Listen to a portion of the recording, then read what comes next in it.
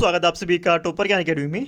तो science and GK का set करने वाले हैं आप सभी का किस चीज़ का, कोस्ट गार्ड का। एंड ये आप सभी का एयरफोर्स वाई ग्रुप के लिए भी बिल्कुल बराबर इंपॉर्टेंट होगा। ठीक है, सबसे पहले आपको यहाँ पर बता दें कि यहाँ पर आप सभी की जो साइंस आएगी एंड जी का आएगा वो आएगा 60 में से 15 नंबर का आपके आने वाले हैं। यानी कि आपको सिलेक्शन लेने हैं तो 50 प्लस जाना पड़ेगा। अगर आप लोग 50 प्लस जाना चाहते हैं तो ये आप सभी के लिए काफ़ी इंपॉर्टेंट है। एंड मैथ्स की क्लास आप सभी की स्टार्ट होने वाली है और रीजनिंग का मॉक टेस्ट मैंने शुरू कर दिया है। एंड उसके मैं आपको लगभग 20 मॉक टेस्ट कराऊंगा और उसमें से आपका बन जाएगा। ठीक है, चलेगा, शुरू करते हैं आज की अपनी क्लास। तो यहाँ पर फर्स्ट क्वेश्चन होता है कि आप सभी का तमिलनाडु के वर्तमान मुख्यमंत्री कौन है। ठीक है, तो आप लोग कहेंगे कि भाई इतना इजी क्वेश्चन आएगा। बिल्कुल, आप सभी का एक क्वेश्चन मुख्यमंत्री से या फिर कहीं के राज्यपाल से आप सभी का आने वाला है। ठीक है, तो आपको इसको कर लेना है। तो यहाँ पर तमिलनाडु के वर्तमान मुख्यमंत्री कौन है, तो यहाँ पर है एम.के. स्टालिन। कौन है? एम.के. स्टालिन होंगे तमिलनाडु के वर्तमान मुख्यमंत्री। मगर यहाँ से पूछ सकते हैं आप सभी का कि जो तमिलनाडु है उसका राष्ट्रीय नृत्य कौन सा है। ठीक है, उसका जो नृत्य है ये प्रमुख नृत्य कौन सा आप सभी का, वो होगा आप सभी का भारतनाट्यम। कौन सा होगा? भारतनाट्यम आप सभी का हो जाएगा इसका बिल्कुल करेक्ट आंसर। ठीक है, अगर यहाँ पर पूछ लेगा इसकी राजधानी क्या है तो इसकी राजधानी क्या होगी? चेन्नई होगी। क्या होगी? इसकी राजधानी चेन्नई होगी। तो यहाँ से किसी भी राज्य का खेल पूछ सकते हैं या फिर उसके राज्यपाल मुख्यमंत्री कुछ भी पूछ सकते हैं आप सभी का। क्वेश्चन आप सभी का इजी आएगा, हार्ड नहीं आएगा। ठीक है, टेंशन न ले। अगला क्वेश्चन आपसे भी कहते हैं कि भारत का राष्ट्रीय संग्रहालय कहाँ पर स्थित है।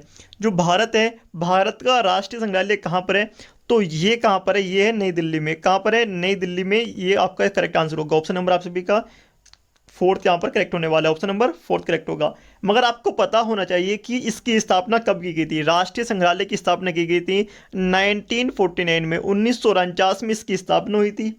अगर आपको यहाँ पर बता दें इसकी स्थापना दिल्ली में कहाँ पर हुई थी, तो याद रखें कहाँ पर हुई थी? राष्ट्रीय भवन में। कहाँ पर हुई थी? इसके राष्ट्रपति भवन में इसकी स्थापना हुई थी। कहाँ पर इसका जो उद्घाटन हुआ था, उद्घाटन हुआ था कहाँ पर? राष्ट्रपति भवन में। कहाँ पर? नई दिल्ली। ठीक है, अगला क्वेश्चन आपसे भी कहते हैं कि मलेशिया की मुद्रा क्या है। एक किसी भी देश का, ठीक है, एक तो आपका स्टेट से क्वेश्चन आएगा, एक किसी भी कंट्री से क्वेश्चन आएगा। ठीक है, जैसे कि मलेशिया से आ जाएगा, मलेशिया की मुद्रा क्या है, आपसे भी से पूछ लेगा कि मलेशिया की यहाँ पर मुद्रा क्या है। तो आपसे भी होगा, ऑप्शन दे रखे हैं मलेशिया दिनार या फिर डॉलर, यूरो, रिंगित। ठीक है, यहाँ पर what is the currency of Malaysia, Malaysian दिनार, मलेशियन डॉलर, मलेशियन यूरो या फिर मलेशियन रिंगित। ठीक है, तो काफ़ी लोग यहाँ पर क्या करेंगे, गलती कर जाएंगे कि कहेंगे कि भाई यहाँ पर सऊदी में दिनार चलता है तो दिनार लगा दें मलेशिया दिनार। आप सभी का गलत हो जाएगा। यहाँ पर मलेशिया डॉलर, डॉलर चलता है कितने? वेस्टर्न कंट्री में चलता है। ठीक है, तो यहाँ पर आप सभी का कनाडा या फिर आप सभी का यूएसए में चलता है डॉलर। मगर यहाँ पर आप सभी लोग, यहाँ पर यूरो चलता है। कहाँ पर? यूरो चलता है आपका यूरोप में। एंड यहाँ पर आपका दिनार चलता है आपका यहाँ पर सऊदी में। तो यहाँ पर आप सभी का आंसर होगा मलेशियाई रिंगित। क्या करेक्ट आंसर होगा? मलेशियाई रिंगित आप सभी का करेक्ट आंसर होगा। आपके एग्जाम में पूछ सकते हैं जितनी भी नई नियुक्ति हुई है, या फिर पूछ लेगा कि यहाँ पर ईरान की राजधानी क्या है। कई बार पूछा ईरान की राजधानी क्या है, पूछ लेगा। मलेशिया की राजधानी क्या है, इस टाइप से पूछ लेगा। ईरान की होगी आप सभी की तेहरान होगी। यहाँ पर पूछ लेगा आप सभी के यहाँ दुबई। ठीक है, यहाँ पर पूछ लेगा यूएई की राजधानी क्या है। ठीक है, ज़्यादा हार्ड क्वेश्चन आएगा, इजी क्वेश्चन आएंगे, मगर कुछ भी पूछ सकते हैं अनएक्सपेक्टेड।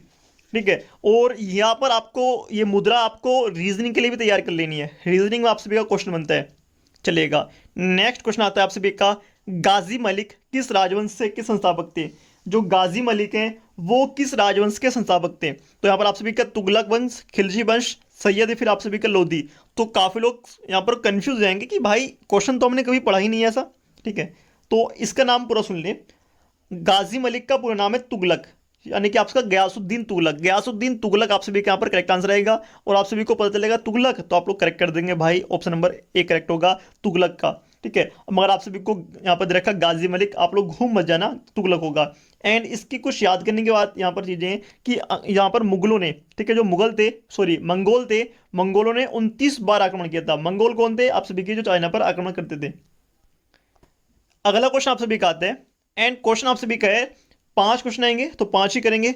शिवालिक पहाड़ियां निम्नलिखित में से किसका भाग है।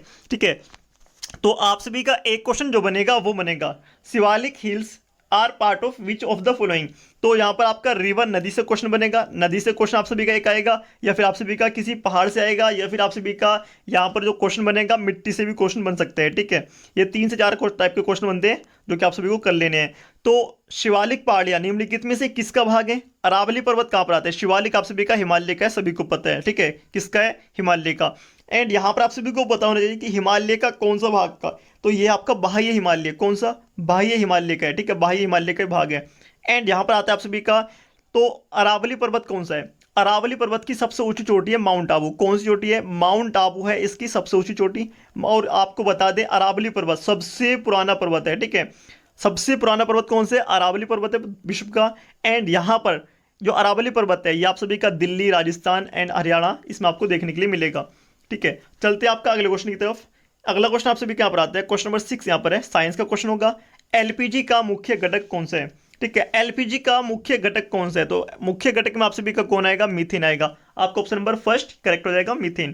ठीक है, चलते हैं आप सभी के अगले क्वेश्चन की तरफ। क्वेश्चन आपका यहाँ पर आता है, चलिएगा, कि भाई आपका ल्यूमिनस फ्लक्स का एसआई मात्रक क्या है? ल्यूमिनस फ्लक्स का एसआई मात्रक क्या है? आप सभी को आंसर करना है। एंड आप सभी का एक मात्रक आएगा, एक मात्रक आएगा ही आएगा आपका। ठीक है, आपको कर लेना है 10 में से एक क्वेश्चन आप सभी का मात्रक का आएगा। तो आपका what is the SI unit of luminous flux? And यहाँ पर लक्स, ल्यूमेन, कैंडला या फिर आपका कैंडला मीटर। तो आप सभी का जो आंसर आएगा ल्यूमेन फ्लक्स का, तो आपका करेक्ट आंसर होगा ल्यूमेन, करेक्ट आंसर होगा आप सभी का। ऑप्शन नंबर सेकंड यहाँ पर आप सभी का करेक्ट आने वाला है। ठीक है, आगे देखते हैं। एंड आप सभी का क्वेश्चन आप सभी क्या पर आते हैं कि एथेनोइक अम्ल सामान्यतः किसका अम्ल है? एथेनोइक अम्ल किसका अम्ल है? ठीक है, तो ये जरूरी नहीं कि बिल्कुल पूरा सेट इसी टाइप से आएगा। ठीक है, आपको ध्यान में रख लेना है, काफ़ी सारे सेट करा चुका हूँ मैं, तो आप लोग सारे सेट कर लेंगे नाम से और आपका काफ़ी ज़्यादा साइंस एंड जीके कवर हो जाएगा। तो एथेनोइक अम्ल किसका, इसका नाम क्या होता है एथेनोइक अम्ल का? तो इसको कहते हैं एसिटिक अम्ल। क्या कहते हैं? एसिटिक अम्ल कहते हैं एथेनोइक एसिड को। ठीक है, एंड इसका फॉर्मूला क्या होता है याद रख लेंगे, फॉर्मूला पूछ सकते हैं CH3COOH पूछ लेगा। एंड यहाँ पर आपसे भी क्या पूछ सकते हैं कि लाफिंग गैस कौन सी होती है? तो नाइट्रस ऑक्साइड लगा देंगे आप लोग, या फिर आप लोग यहाँ पर पूछेगा शोरिक अम्ल पूछ लेगा आप सभी से, शोरिक अम्ल क्या होता है? ठीक है, इस टाइप्स का आप सभी के एक अम्ल से क्वेश्चन आपका आएगा। चलेगा, क्वेश्चन नंबर 9 आपका यहाँ पर है कि निम्नलिखित में से कौन मानव वक्र की कार्यात्मक इकाई है? मानव वक्र की कार्यात्मक इकाई आपको आंसर करने हैं। तंत्रिका कोशिका, वक्काणु, पेशी कोशिका या फिर आप सभी की नाड़ी ग्रंथि, आपको आंसर करना है। और देखते हैं करेक्ट आंसर कौन देगा, कमेंट बॉक्स में आप लोग आंसर करते रहेंगे। ठीक है, चलेगा, मैं आपको आंसर बताता हूँ। तो इसका आंसर होगा आप सभी का वृक्काणु। ठीक है, वृक्काणु या फिर आप लोग हिंदी इंग्लिश में कहेंगे nephron. Which of the following are the functional units of human kidney? ठीक है, आप सभी का आंसर होगा नेफ्रॉन। ठीक है, क्या होगा? नेफ्रॉन होगा। चलेगा, अगला क्वेश्चन देखते हैं। यहाँ पर आप सभी का अगला क्वेश्चन आप सभी के यहाँ पर आता है। एंड क्वेश्चन आप सभी का इस टाइप से पूछेगा कि भाई सौर भट्टी में प्रयुक्त दर्पण का प्रकार है। जो सौर भट्टी होती है उसमें, ठीक है, सौर भट्टी जो होती है उसमें हम कौन सा दर्पण यूज करते हैं? उत्तल दर्पण, अवतल दर्पण, बेलनाकार दर्पण या फिर आप सभी का समतल दर्पण? कमेंट बॉक्स में आंसर करेंगे। The type of mirror used in solar fancy, ठीक है, इस आपको आंसर करना है कॉन्वेक्स, कॉनकेव एंड आप सभी का सिलेंड्रिकल या फिर आप सभी का प्लेन। तो करेक्ट आंसर आप सभी का कौन सा होगा? यहाँ पर आप सभी का ऑप्शन नंबर सेकंड करेक्ट होगा, अवतल दर्पण। तो आप लोग कहेंगे कि भाई अवतल दर्पण का यूज हम सौर भट्टी में क्यों करते हैं? तो आपको सिंपल से एक लॉजिक दे देता हूं मैं कि प्रकाश का जो केंद्र होता है, सौर भट्टी जो होती है ना, उसका जो टेम्परेचर होता है 3500 डिग्री सेंटीग्रेड होता है। कितना? 3500 डिग्री सेंटीग्रेड का तापमान हम यहाँ पर रखते हैं। एंड क्या करते हैं कि अवतल दर्पण का काम क्या होता है कि बहुत सारी रोशनी को क्या करता है, ठीक है, रोशनी आ रही है बहुत सारी, इसको क्या करेगा, एक केंद्र पर इकट्ठा कर देगा। क्या कर देगा? एक केंद्र पर इकट्ठा करने का काम कौन करता है? अवतल दर्पण। उत्तल दर्पण क्या करता है? इसको बखेरता है। उत्तल दर्पण किसी भी रोशनी को बखेरता है एंड अवतल दर्पण उसको क्या कर लेता है, एक केंद्र पर इकट्ठा करेगा। तो इसका मतलब क्या होगा, हम अवतल दर्पण का यहाँ पर यूज करते हैं। अगला क्वेश्चन आपसे भी कहते हैं, एक ही तत्व के परमाणु जिनकी द्रव्यमान संख्या भिन्न भिन्न है तो उसको क्या कहते हैं? ठीक है, इजी क्वेश्चन है मगर एग्जाम में पूछते हैं। हर शिफ्ट में आपका एक क्वेश्चन मिलेगा, या तो समस्थानिक से होगा या फिर आप सभी का न्यूक्लियन न्यूट्रॉन, ठीक है, आप सभी का समस्थानिक संभारिक, ठीक है, किसी से भी आप सभी को क्वेश्चन हो सकता है। Atmos of the same elements having different mass number और कोल्ड। तो करेक्ट आंसर आप सभी को आंसर कमेंट बॉक्स में कमेंट देना है। भाई आंसर आप लोग कमेंट बॉक्स में कमेंट नहीं करते, ठीक है। तो यहां पर आप सभी का है कि जिनकी द्रव्यमान संख्या भिन्न भिन्न है, तो द्रव्यमान संख्या भिन्न भिन्न होगी तो यानी कि वे समस्थानिक होंगे। अगर समान है, द्रव्यमान संख्या समान है, तो वो क्या होंगे? संभारिक होंगे, ठीक है। जिसका भार समान तो वो होंगे संभारिक, और जिसकी द्रव्यमान संख्या यानी कि जिसका परमाणु नंबर, ठीक है, एटॉमिक नंबर आप सभी का जो सेम है वो होगा समस्थानिक। अगला क्वेश्चन आप सभी के यहाँ पर आते हैं कि जो यूरिन होता है, मूत्र का पीला रंग किस वर्णक की उपस्थिति के कारण होता है? ठीक है, the yellow colour of urine is due to the presence of, आपको यहाँ पर करेक्ट आंसर करने हैं। तो आपका यूरोक्रम होगा, या फिर आप सभी का लसिका, पित्त, या फिर आप सभी का कोलेस्ट्रॉल, आपको आंसर करने हैं। एंड देखते हैं करेक्ट आंसर यहाँ पर कौन देता है। ठीक है, तो यहाँ पर आप सभी का करेक्ट आंसर होगा ऑप्शन नंबर आप सभी का फर्स्ट करेक्ट होगा, यूरोक्रोम। ठीक है, तो यूरिन का जो पीला कलर होता है, येलो कलर होता है, वो होता है आप सभी का यूरोक्रोम के कारण। तो आपको बता दें इसका पीला रंग क्यों होता है, यूरोक्रोम के कारण क्यों होता है, क्या चीज़ है ये आपको बता दें। जब आरबीसी हमारे पास होती है हमारे शरीर के अंदर, सफ़ेद रेड कलर, लाल रक्त कणिकाएं जो होती हैं, आरबीसी जो होती हैं, तो जब ये बेकार हो जाती हैं, जो बेकार हो जाती हैं, उनको क्या होता है, उनको बाहर जब निकाला जाता है ना, तो वो इसके जो विकृत करने का होता है, उत्पाद होता है, वही होता है यूरोक्रोम। आगे चलते हैं, क्वेश्चन नंबर आप सभी का 13 यहाँ पर आता है। ये कहते हैं कि सूर्य में निरंतर ऊर्जा का निर्माण किसके कारण होता है? जो सूर्य है वो लगातार ऊष्मा निकालता है, लगातार ऊष्मा निकालता है। अगर हम देखते हैं कि क्या होता है ना, जैसे कि हम ईंधन इकट्ठा करते हैं, यानी कि लकड़ी में आग जलाते हैं, तो वो कुछ टाइम तो जलती है, उसके बाद वो हो जाती है, खत्म हो जाती हैं। मगर सूर्य में ऐसा नहीं है, तो ऐसा क्या कारण है? तो आपको बता दें उसमें हो रहा है नाभिकीय संलयन। क्या हो रहा है? नाभिकीय संलयन हो रहा है, यानी कि आप लोग समझ लें कि उसमें न्यूक्लियर फ्यूजन हो रहा है। हाइड्रोजन हाइड्रोजन से क्रिया कर रहा है, हाइड्रोजन जो है वो हाइड्रोजन से क्रिया कर रहा है, और हाइड्रोजन हाइड्रोजन से क्रिया करने के बाद वो बना रहा है क्या? हीलियम। क्या बना रहा है? वो बना रहा है हीलियम। और हीलियम जब बन रहा है यहाँ पर, हीलियम बनने के बाद ये ऊर्जा निकल रही है इसमें, प्लस के इसमें ऊर्जा निकल रही है। जब ऊर्जा निकल रही है तो वो हमारे पास तक आ रही है। और इसमें आपको बता दें जो सूर्य है वो हाइड्रोजन का भंडार है। एंड सूर्य की जो सतह है, अगर आप पृथ्वी को देखते हैं, पृथ्वी पर हमारी जो मिट्टी है वो किस तरीके की है? तो पृथ्वी पर हमारी जो मिट्टी है वो है ठोस। कैसी सतह है? ठोस सतह है पृथ्वी की। अगर बात करते हैं सूर्य की सतह क्या है, यानी कि जो उसमें द्रव्य है वो कौन सा है, तो सूर्य का जो द्रव्य है वो कौन सा है? तो वो होगा आप सभी की द्रव्य की चौथी अवस्था। तो आपको बता दें द्रव्य की चौथी अवस्था कौन सी होती है, तो वो होगी आप सभी की प्लाज्मा। तो प्लाज्मा कैसा होता है? आप लोग फिर कंफ्यूज होंगे कि भाई प्लाज्मा कैसा होता है। तो आप लोग जो होता है, नाक होती है, फिर खकार होती है, सिंपल शब्दों में आपको बता दूं, उसको ही क्या कहते हैं? प्लाज्मा कहते हैं। ठीक है, सूर्य की जो यहाँ पर द्रव्य वो कैसा है? प्लाज्मा में। तो यहाँ पर आप सभी का नाभिक के संलयन हो रहा है। नाभिक के विखंडन कौन सा होता है? जो एक परमाणु, एक अणु दो भागों में जब टूटता है तो उसको कहते हैं नाभिक के विखंडन, या फिर दो या तीन कितने में भागते हैं। ठीक है, अगला क्वेश्चन देखते हैं। क्वेश्चन आपका 14 आता है कि भाई आपका आकाश का नीला रंग किसके कारण होता है? आकाश का नीला रंग किसके कारण होता है? प्रकाश के परिकिरण के कारण। करेक्ट आंसर होगा आप सभी का ऑप्शन नंबर फर्स्ट, प्रकाश के परिकिरण। Blue colour of the sky is due to, आपको आंसर करना है कमेंट बॉक्स में। ठीक है, प्रकाश के परिकिरण के कारण आप सभी को होता है, स्कैटरिंग ऑफ लाइट के कारण।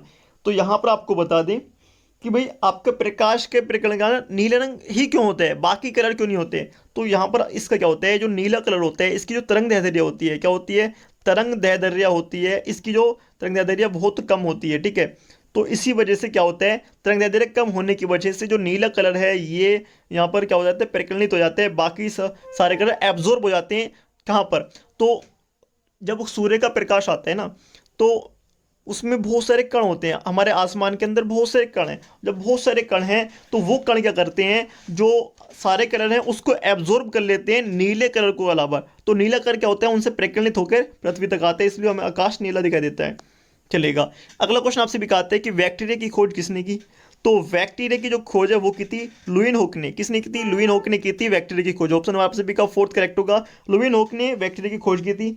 एंड यहाँ पर अगर आपको पता हो कि बैक्टीरिया जो आपके जीवाणु होते हैं, फ्लेमिंग होते हैं, इनसे कौन कौन सी बीमारी होती है, इनसे कौन कौन सी बीमारी होती है आपको पता होना चाहिए। तो इससे निमोनिया होते हैं। कौन कौन सी बीमारी होती है कमेंट बॉक्स में, ठीक है, आप लोग कमेंट कर दें। एंड आपके एग्जाम में पूछेगा निमोनिया होती है, कौन सी होती है? इससे निमोनिया होती है। अगर दूसरी बात करते हैं, दूसरी कौन सी होगी? तो कोलेरा होगी। कौन सी होगी? तो इससे होती है कोलेरा, कोलेरा नाम की बीमारी होती है। एंड आगे आप सभी का आता है तपेदिक भी आप सभी का होगा। ठीक है, कौन सा? तपेदिक, तपेदिक भी, इससे बीमारियां होती हैं। तो आप लोग आराम से इसको आराम से याद करेंगे। बाकी आपके रेगुलर प्रैक्टिस सेट होते जा रहे हैं। एंड इसका जो पीडीएफ है वो मैं टेलीग्राम पर शेयर कर दूंगा। एंड चैनल को सब्सक्राइब करें, वीडियो को लाइक एंड शेयर कर दें। इस टाइप से आप सभी को सारे पीडीएफ मिल जाएंगे। टेलीग्राम पर जाएं, जाकर ज्वाइन करें। लिंक वीडियो के डिस्क्रिप्शन में, नाम है टॉपर ज्ञान अकेडमी। जाएं टेलीग्राम पर, सर्च करें और आप लोग जल्दी से इसको ज्वाइन कर सकते हैं बिना हिचक बिना झिझक के। एंड किसी का कोई भी डाउट आता है किसी भी चीज़ को लेकर तो कमेंट बॉक्स में कमेंट कर दें, या फिर आप लोग हमारे इंस्टाग्राम से जुड़ सकते हैं। मेरा अपना आईडी, इंस्टाग्राम आईडी मैंने आपको टेलीग्राम पर शेयर कर रखी है।